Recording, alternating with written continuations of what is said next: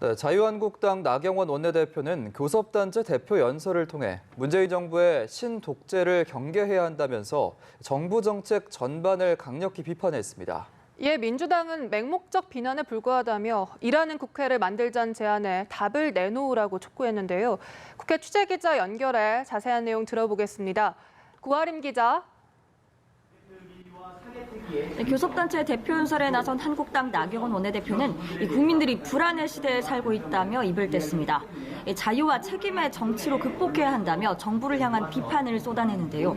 먼저 문재인 정부가 정권의 절대 권력을 완성하려 하는 신독재 현상과 부합한다며 정부가 모든 비판을 적폐로 몰아가고 경제, 외교, 민생 무엇 하나 제대로 하지 못하는 무능에 빠졌다고 주장했습니다.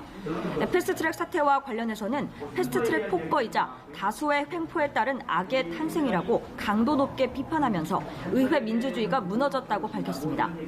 한일 관계에 대해서는 일본 정부가 즉각 통상 보복을 철회해야 한다고 하면서도 우리 정부가 통상 보복을 수수방관했다며 대일 외교 방침을 전면 재검토해야 한다고 말했습니다. 대북 정책과 관련해서는 정부가 현실을 직시해야 한다고 강조했는데요. 사실상의 3차 북미 회담이 이루어졌지만 정작 북핵 폐기 절차는 시작도 안 했으며 판문점 남북미 회담에서 문재인 대통령은 말 못하는 손님을 자처했다고 지적했습니다. 나 원내대표의 연설과 관련해 민주당 이인영 원내대표는 일하는 국회를 만들자고 제안했는데 답이 없어서 아쉽다면서 민주당 의원들이 근거 없고 맹목적인 비난을 인내하며 자리를 지켰다고 논평했습니다. 바른미래당은 한국당에는 반성이 없다며 불안과 공포를 논하기 전에 오만함에 대한 사과가 먼저라고 지적했습니다. 또 평화당은 대안 없는 과거로의 회귀 선언에 불과하다고 밝혔고 정의당은 한국당의 존재가 불안과 공포라고 비판했습니다. 한편 추가 경정 예산안과 북한 어선 사태 국정조사 여부를 둘러싼 여야의 의견 차이도 여전한데요. 이 내용도 전해주시죠.